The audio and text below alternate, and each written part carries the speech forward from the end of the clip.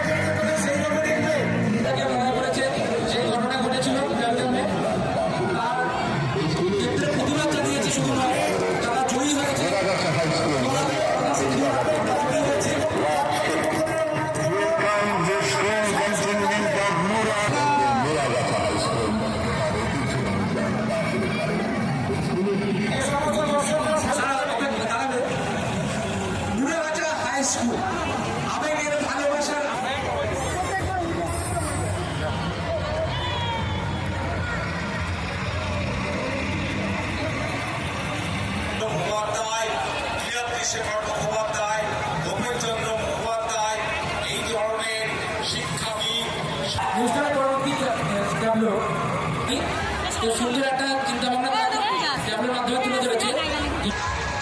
আমরা অনেক আধুনিক হয়ে সার্কাস